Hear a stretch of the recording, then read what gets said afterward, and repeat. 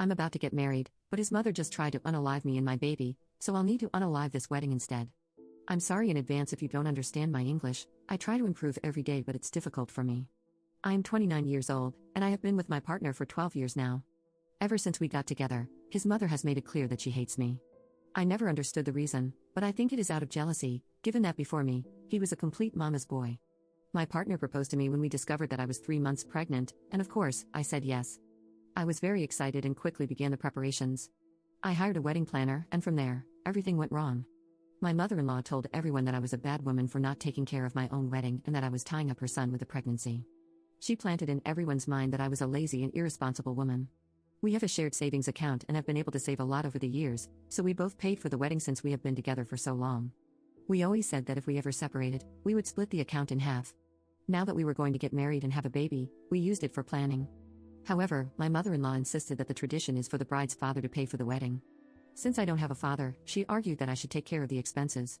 My fiancé told her that this idea was stupid and that she should stay out of our finances. He made it clear that he wasn't asking her for money. Despite my boyfriend threatening not to invite her to the wedding, my mother-in-law continued making comments like that. Everything collapsed when I tried some dishes from the banquet and realized that they contained nuts and other ingredients to which I am allergic to, even though I swear I had reported my allergies to the coordinator. I ended up in the emergency room, but luckily nothing happened to my baby. My boyfriend asked the organizer for an explanation, and it turns out he never received my list of allergies.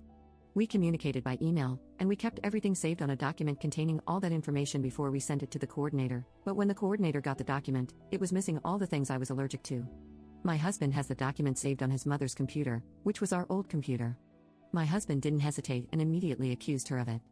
He also told her that he no longer wanted to have any contact with her. As for me, I began to rethink my entire situation. He has already said the same words to his mother before, but eventually brings her back into our lives. I can't trust his words. I don't plan to risk it again, especially not with my baby. It was clear to me that she didn't care that she could have put her grandson's life at risk. I love him with all my heart, but right now, I have more love for my son and also fear of his mother. Little by little, I started canceling things, and when it came time to return certain deposits, I put them in the savings account. My partner did not realize this fact until he went to the place where we had ordered the cake to ensure the ingredients and discovered my cancellations. He called and asked why I had canceled it, and I asked to meet up instead, and so we did. I told him that I no longer felt safe about getting married, that I loved him, but I didn't feel secure about being close to his family, and that I wouldn't marry him but wanted him to be a part of our baby's life. He assured me that he was willing to stay away from everyone for both of us, but I couldn't believe him. He had already said it before, and a few months later, we were back to the same situation. I remained firm with my decision and returned the ring. I also showed him everything I could return to the shared account, explaining that what they would not refund I deducted from my part, and I had already divided our money, taking out my share.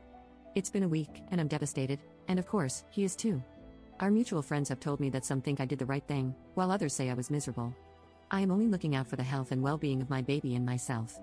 His mother started spreading the rumor that it was my ex who broke up with me when she discovered that my son was not hers, and as a result, I have received comments calling me some really nasty and derogatory names. Edit. I'll share 3 instances of what my mother-in-law did, how my ex reacted, and how long it took for him to let her back into our lives. These events will not follow chronological order, but rather from least serious to most serious. First, my mother-in-law paid a mutual acquaintance of mine to tell my boyfriend that I was cheating on him. She took advantage of the fact that I was visiting my native country, Chile, for national holidays. Initially, my boyfriend believed the friend, but when he asked for strong evidence and they had nothing, they had to change their strategy, claiming that I had forced them to eliminate everything. When I returned, my boyfriend didn't say anything to me for a month. During that time, he acted strange, was controlling, and even checked my phone. This was the final straw, and I asked him for explanations. He didn't want to provide any, but his sister told me everything. Due to the mistrust, I broke up with him and didn't speak to him again for 6 months. After he apologized to me and showed that he had kept his mother and my friend away from him, we got back together. Almost 4 months later, he told me that his mother had apologized to both him and me and wanted us to visit her. I never received a direct apology, she only apologized to her son. Second, a few years ago, I had an accident that left me with a scar resembling a cesarean section scar. One day at her house, we went into the pool and she saw my scar. From that point on, she kept insisting that I had a son. She asked, where was my son, and suggested, surely you abandoned him. She even went so far as to say, surely he belonged to a married man, and that's why you didn't say anything. Now you want to turn my poor son into a stepfather. Despite my explanations, she kept pushing her accusations, and feeling frustrated, I left her house. My boyfriend later told me that I was rude for leaving his mother talking to herself. I then told him that if he wasn't going to defend me, it would be better for us to break up.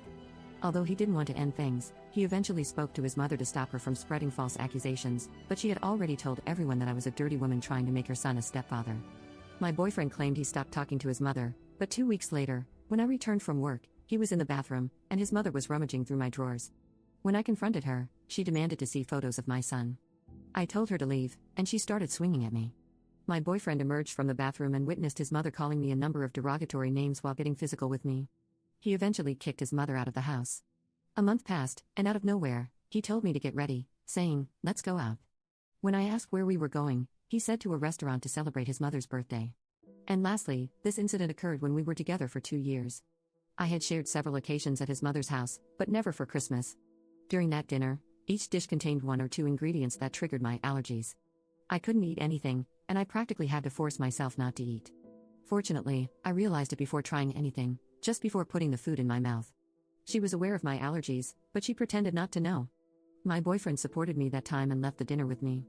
The next day, his mother went to his house complaining about why he left. It was the first time my mother-in-law confessed that she had never loved me, that she hated me, and she admitted that she did it with the intention of seeing if I would get a reaction. My partner kicked her out of the house and didn't speak to her again for an entire year. Later on, the lady faked that she had a heart attack and he allowed her back into his life. I found out years later that it was fake because my sister-in-law told me. Update 1. Thank you everyone for your comments and advice. It's been almost 2 months since my mother-in-law tried to poison me while I was pregnant with her grandson, and a few things have happened. My mother-in-law continued to spread rumors that I cheated on her son and that my baby was not her grandson. I was fed up, and I asked my ex to come forward and refute everything his mother said, but he didn't do it. On the contrary, he told me, "Let's do a DNA test so that my mother will stay silent."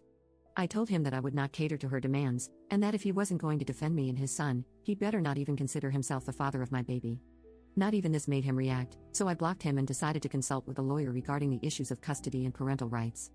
After that discussion, I had a really calm couple of days. The accusations simply stopped, and many people who were accusing me apologized. For a moment, I believed that my ex had come to his senses and defended me. However, the peace ended quickly. Last week, my mother-in-law entered my apartment, where she had previously lived with her son before we separated. She entered without my permission, and I don't know how or when, but she had a key. She stole my baby's ultrasounds and all my medical records from my house. Fortunately, I caught her just as she was running away from my apartment. I confronted her, and she tried to justify her actions by claiming that the ultrasounds also belonged to her son. When I asked her to return what she had taken from my house, she started yelling at me, saying I was taking her grandson away from her. I reminded her that she had tried to unalive her grandson and had disowned him. That's when the confrontation turned physical, and my neighbors came out when they heard the screams and defended me. One of them called the police soon after. I reported her for the burglary and physical altercation, and I also tried to report her for the poisoning. When they arrested her, they discovered that she had also stolen my passport and money. She tried to justify her actions by saying she was afraid that I would flee the country with her grandson. After that scandal, my ex came to my apartment, complaining about me reporting his mother. He also tried to get physical with me, but at that moment, his sister and brother-in-law were there, and they defended me. Before this, he had outbursts before, but he had never tried to harm me. I must say that my sister-in-law has always been and is very kind to me. She was the one who always defended me, the one who set limits for her mother, and it was her who spoke to every person who accused me of doing immoral acts and explained to them what my mother-in-law did to me. With everything that happened, I no longer felt safe in my apartment. So, I made the decision to return to my native country before my baby is born. While I gather all the necessary things and receive the discharge from my doctor, I'm staying at my sister-in-law's and her partner's house. Regarding the legal issue, I must say that I am considering not continuing with the complaint. Given that this takes time, and I am already almost 6 months pregnant, my possibilities of leaving before my daughter is born are being limited.